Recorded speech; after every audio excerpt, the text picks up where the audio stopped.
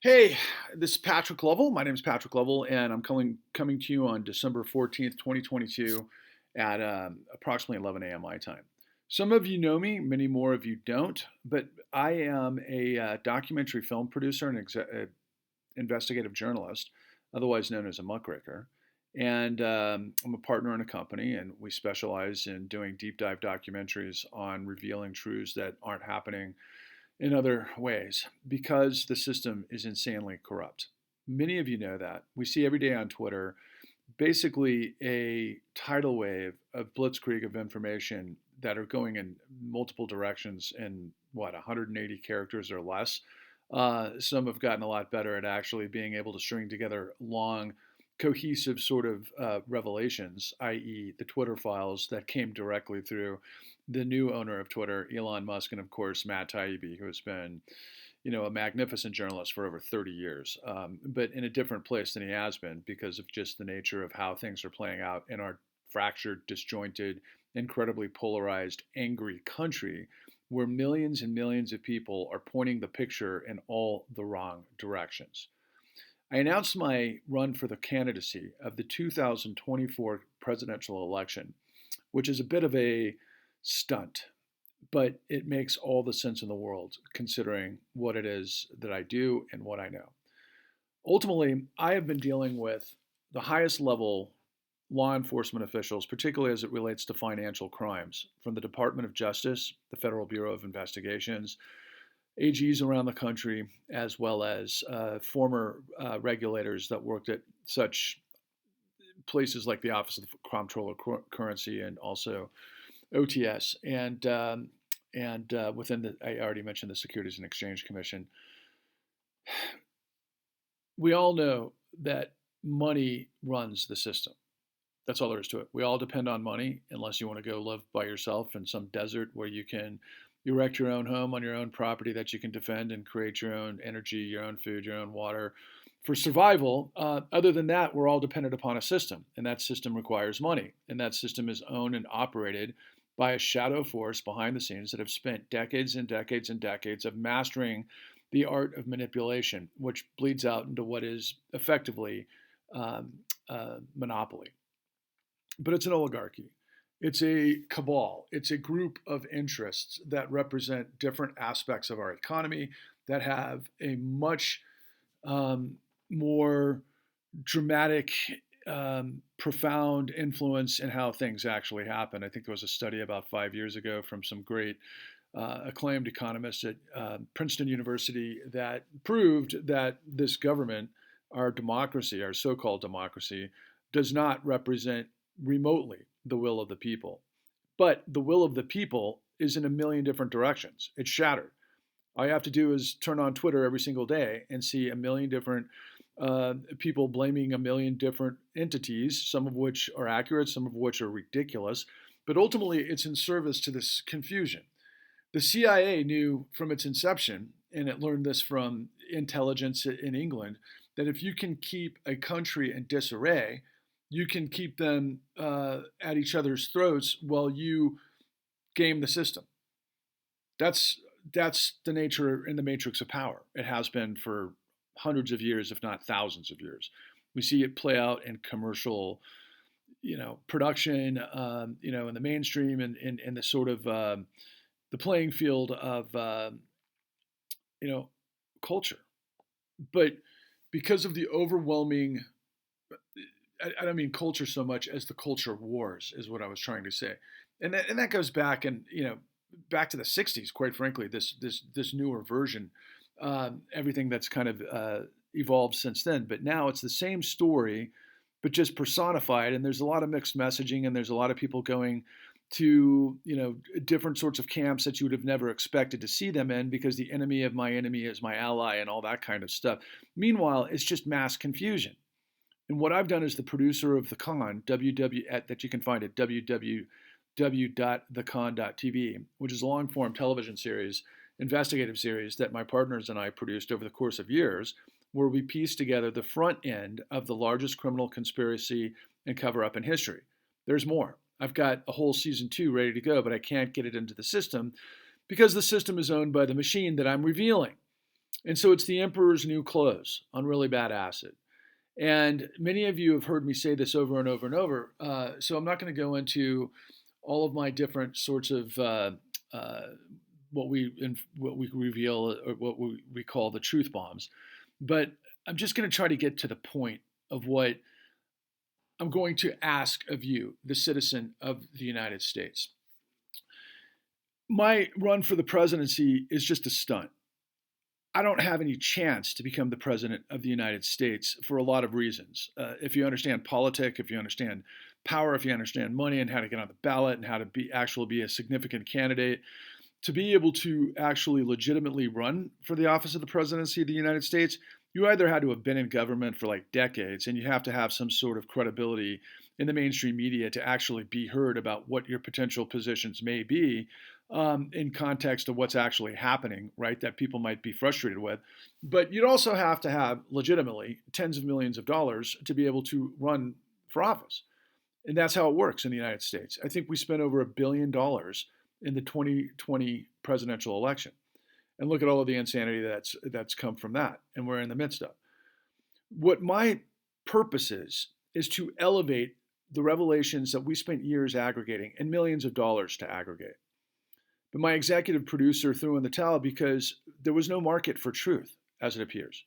And think about that as we're in the moment. I think it's the 10-year anniversary of the Sandy Hook shootings, and I happened to come across, a number of these children that were 10 at the time that are 17, or I guess they were 7 at the time, and they're 17 now, and they were just beautiful. They were thoughtful. They were so articulate. Their power, their truth, their experience to having survived that, to go through the gauntlet of this insanity, like Alex Jones making tens of millions of dollars a year, saying that Sandy Hook was an inside job setup. I mean, imagine that if you saw as a 7-year-old child, your classmate's head blown off. And yet you have to grow up and know that there are people out there doubting you, and then people coming to threaten your family because they're blaming you for what Alex Jones is saying, that you were part of a rigged system when you had to endure and overcome that.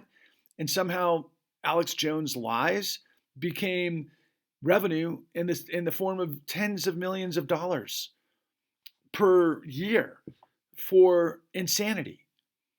That's a mark of a failed state. What happens is when the system falls like Humpty Dumpty, everybody starts going in millions of directions and nobody can trust anybody and nobody understands things. So they find solace in some scenarios with guys like Alex Jones, or quite frankly, Donald Trump, or quite frankly, Barack Obama. I say this all the time. This is the way I frame what's going on right now, because there's a lot of talk about anti-Semitism. But here's a part of that story that nobody talks about. You can't be for Israel and support Nazis. There are rich Jews in the financial system that were part and parcel to a massive criminal syndicate that are giving millions of dollars to the Trump operation through PAC money and that sort of thing, while decrying anti-Semitism. I'm sorry, you don't have any credibility if you support Nazis. You don't. And the same goes for people that are victims of one calamity after the other. I've met so many victims of what I'm an expert in, which is the housing collapse that took place that created the great financial crisis in 2008, that buried north of 50 million Americans directly and literally over 100 million people worldwide by what was the 2008 great financial crisis, which was monumentally larger than what's on display right now with Sam Bankman-Fried and him being arrested in this crypto scenario and FTX and all of the details that I'm actually very highly involved in. But Sam Bankman-Fried literally fancied himself too big to fail. He emulated all of the elements of what created the 2008 great financial crisis, and I'm not sure if he was aware of that, because that's the way the system is run. And it sounds like it's convoluted, and it's like, if you've never worked on an engine, like, for example, I'm not a mechanic. I know how to read directions, but I couldn't go under the hood of a new car like a Tesla and figure out how to actually get it to work because of all the complicated systems that are involved. It's kind of like that, but it's all meant to basically create this polluted, murky situation that hides the ultimate truth, which is the emperor's new clothes. What I was able to do through years and years of work was to be able to prove exactly what created the 2008 great financial crisis that came from decades of deregulation and policy and all sorts of inside pull by professionals that basically gamed the system to create a trajectory for a new income. And after the 9/11 attacks, to basically stimulate the economy, and it got sorted in the housing industry. But what it was built on was a house of cards. That those on the interior basically created a roulette wheel with the middle class and the American dream. And everybody was in on it. And ultimately, it collapsed the global economy. But what we did was the Federal Reserve, which is the central bank of the United States, which is presumably mandated by Congress because it's a creation of Congress, so supposedly accountable to Congress, but it's not. The Federal Reserve is only accountable to the financial system. And the financial system, over decades, has become a criminal syndicate that uses these games. People refer to it as the casino, but they're games of roulette and all sorts of deception and inside trading and this and that because they have access to free money. And they have for over a decade. Federal Reserve Act 13.3 pumped $29 trillion initially to save a bankrupt financial system that incorporates all of the elements of federal private equity, hedge funds, and asset managers, as well as the too big to fail institutions. It's the entire apparatus of finance, which is important to the American economy because, as we all know, capital is what fuels the economy. And what I try to tell all the people is that it's not capitalism per se, because you have to understand the difference between fire, the use of fire for warmth and heating and that sort of activity, versus arson. That's what I'm trying to convey to you. That capitalism today is predicated on what I call a corporate fascist state undergirded by a criminal syndicate. That's our system. And they have complete control because they pay the puppeteers to puppeteer all the fools or the tools of the fool circus, which is everybody yelling at everybody else and like, hey, it's about the immigrants, or hey, it's about the African Americans, or hey, it's the Jews, or hey, it's this or that. Meanwhile, everybody's a sucker and everybody's getting played. And the only way, and I kind of say this all the time, the only way a ship can float or a plane can fly or a computer can work or the roadways to work or subway systems, you've got to have integrity of the system. You have to have professionals who know how to fly those systems, make those systems, engineer those systems, fix those systems in the system so that it functions properly. And if you have a lot of people in the systems, particularly at the hierarchy, that are designing that system to fail because they're profiting on it, then suddenly you understand what it is I'm talking about. That's to see the forest for the trees. That's the emperor's new clothes. That's Humpty fucking Dumpty.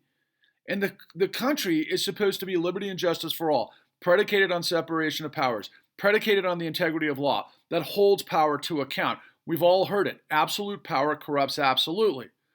Bastiat stated in the 1700s, right before the French Revolution, that when a group of men discover plunder in society, they create a legal system to authorize it and a moral code to glorify it. Which means deception, okay? The greatest trick the devil ever played was to convince the world he didn't exist. But I'm nobody's fool, man. I'm not their fool. I'm not their punk. I'm not their bitch. I'm not somebody who's going to cower and basically play the game of the corrupt and the wicked because fuck that. I'm on the right side of history because I believe in liberty and justice for all and integrity. And the way the system works and flourishes is when you hold power to account, when you investigate corruption and then you throw it in prison. But getting Sam Bankman-Fried, this is a question many of you need to be asking yourself. If you are like, hey, yeah, they got Sam Bankman-Fried and arrested him for 8 counts of fraud yesterday. Why is Donald Trump breathing free air? Donald Trump has pulled more frauds than you can possibly imagine that are infinitely larger than what SBF was involved with, particularly the insurrection. But he's not in prison. And I'll be honest with you, he's a tiny piece, maybe a mid-level piece player, although he was certainly a lot more powerful as president. But on the outside, he's a mid-level player at best compared to the system that I'm revealing to you. So what I'm asking for is you to investigate who I am. Watch The Con if you've never seen The Con. Once again, it's www.thecon.tv. I've got unbelievable amounts of material in a podcast we did, which is incredible, called The New Untouchables. You can do a search online for The New Untouchables, and it's right there. And also, I've got on TikTok and also on YouTube what we call Patrick Lovell Truth Bombs The Con. And most importantly, I've got what I filibustered to the American people for 10 hours, to the grand jury of the American people, on 11/1/22, and I like the symmetry of that date, and it was right before the midterms. So we did it where we had our friends go to the Federal Reserve who were victims of the financial crisis, who were the foam on the runway, who former president of the New York Federal Reserve had said to the American people that, through media, that the American people were foam on the runway for the crashing financial system, which means we're all expendable for corruption. And you're expendable as long as they keep you on your knees and you stay there. I've never stayed there. I have fought nonstop, and I know that there was at least 50 million Americans directly impacted by this. This is absolutely monumental. That led to $30 trillion in 2009, and there's been another, probably approximately 30 trillion cents pumped into the same system. Quantitative easing has been basically propping up this entire economy for the rich. And what I mean by the rich is the ultra rich, and the rich benefit from it, but you can't blame all the rich for this because they're not the ones that are in charge of it. We're talking about those above the line, those at the apex of the system, okay? It could be multinationals, they're, oil companies and finance companies and big tech companies and all of these guys that find the lobbyists to do the bidding that are all dependent on the financial system, because you got to create debt to create growth. That's the way it works. But there's a way to do it smart, and there's a way to do it in a way that just benefits the fucking oligarchy. That is not democracy. It's a corporate fascist state undergirded by a criminal syndicate. So what's the point? The point is that I'm asking you, because 13 is a huge number in my life. 13 was a number that actually, in a weird way, motivated me to get this whole story. But it's all predicated on three monumental points that are relevant to what it is I'm revealing to you. There were 13 original colonies that revolted against King George III and the English Empire to create the United States of America, predicated on separation of powers and a just and equitable system based on liberty and justice for all, that we had to work through for over 246 years to get back to a point where suddenly, after all the blood and treasure and spilt through wars and all of the things that are our history that played out both in incredible ways and absolutely horrific ways, but to bring us right back to where we began, which is pure tyranny. Except in this particular case, there's not a king that is on top of everybody with his foot on their neck. These guys operate in the shadows, which again brings me to that wonderful film that I was obsessed with this last week, David O. Russell's Amsterdam, starring Margot Robbie and John David Washington and Christian Bale and many other fantastic actors, Robert De Niro. It was a Herculean film, but it reveals what it is that I'm telling you, that corruption births fascism. We've got to push back, but you can only push back with the facts when you know who did what, when, and when, and what they got away with. And that's who I am. I've got all of those answers. So I've created a campaign to purge corruption. That's what this is. Everything I do is for that. And I'd like you to donate, please, $13, no more, no less, $13 to our campaign to purge corruption, because we've got the answers. I would have already spent millions of dollars to get. But we've got to be able to we got to get your buy-in, because in this country, money is speech. There's no two ways about it. And unless we can get tens of millions of you in this situation to understand the truth, where you donate $13, then you've got skin in the game. I'm not asking for $1,000. I'm not asking for $500. I'm not asking for $1 million. I'm asking for $13.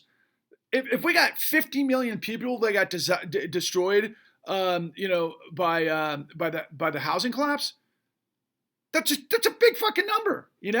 I mean, it's extraordinary what we could do. Bernie Sanders ran in 2016 basically saying Wall Street's business model is fraud. And he picked up the momentum because he was saying what Occupy Wall Street wanted at the time. They all galvanized Bernie. When he made that position, he was filling out arenas with like 20,000 people coming and donating. I think they asked for $27. He ended up raising $140 million. Now, I'm not Bernie Sanders because I haven't been in the Senate for the last 30 years. I haven't been in government my whole life. I'm a muckraker journalist. I'm an outsider. That's the only way this is going to change.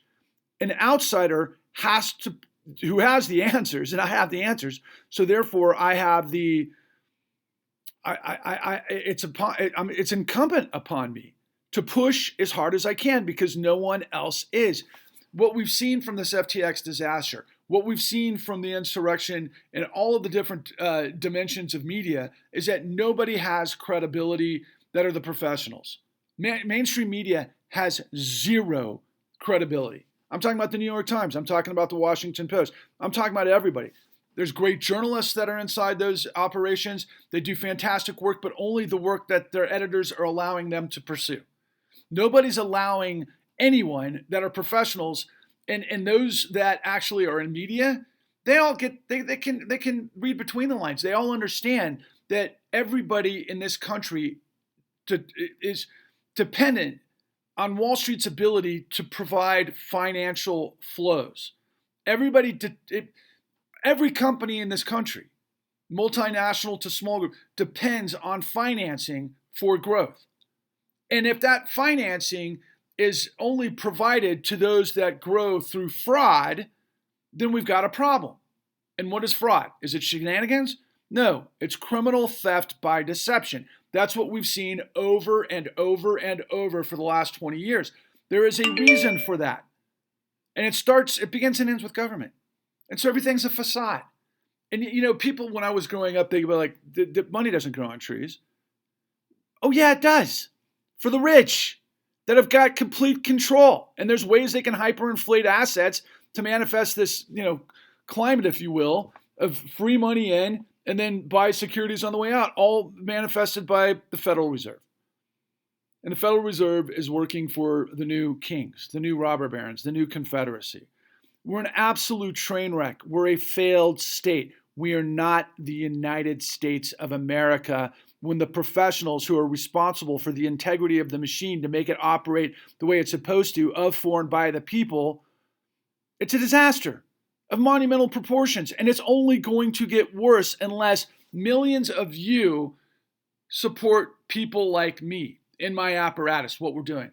The entry point is $13. Why? The original 13 colonies came together and revolted against tyranny. That's what we have to do. You put your mark of approval and your buy-in with $13. We've got to raise tens of millions of dollars. Is it possible?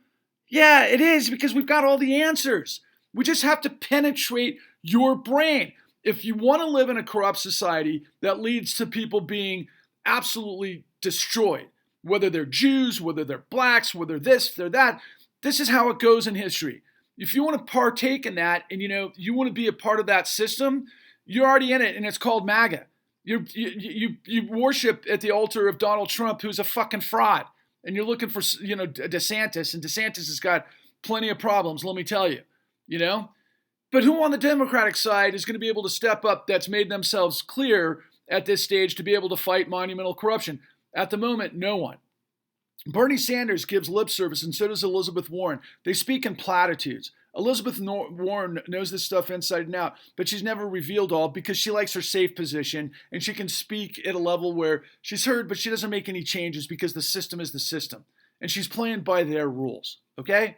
It's like, for example, it drives me nuts, and it's not fair to compare Miss Warren to this because Miss Warren is, worthy of a lot of respect and admiration, but she just hasn't gone far enough. But just think about, for example, and it drives me nuts when I think about it. This is the most horrific betrayal of all time. When you have women or African American or Jews, quite frankly, in these systems that play ball by the system's rules to destroy people that people years and years have sacrificed to get people into a position to rise to levels of power.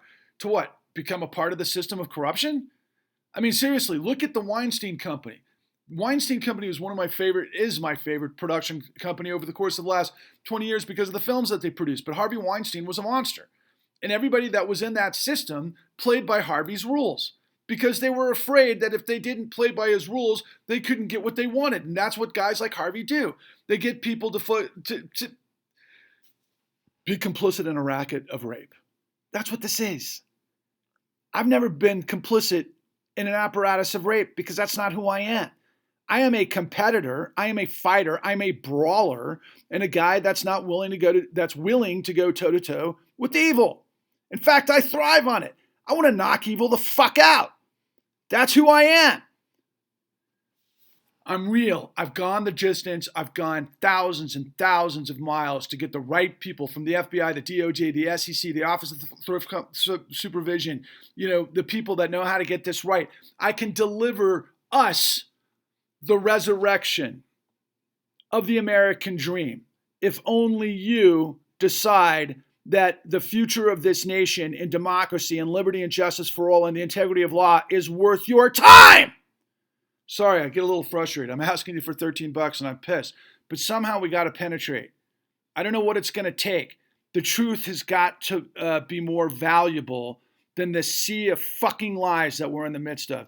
It's disgusting. It's beguiling. It's anti-American. It's antithetical to everything we are. And I guess I'll finish off with this. If you really do believe in God and God knows all, do you think God is really going to look favorably upon you when he's got a choice to let you into the gates of heaven if you've lived a lie your whole life? Hey, who am I to say? I'm not speaking for God. I'm speaking for liberty and justice for all, and that's all I can control. I would love your participation, your buy-in, and let's make this an objective. If you jump in and you provide $13 to this effort, please get 13 people to donate $13. And so on, and so on, and so on, until we reach like 10 million people. If we got literally 1 million people, we'd be able to make enough noise to get 10 million. There's always these thresholds, right? But I can tell you, there were 50 million people that were devastated by the 2008 financial crisis, many of whom never, came back. And you can't fight when you're on your heels and on your back. You can only fight when you're on your toes, equipped with the information and motivated. I'm trying to get you there. We've got to resurrect the American dream and destroy this Frankenstein of evil. I could go on and on, onwards and upwards.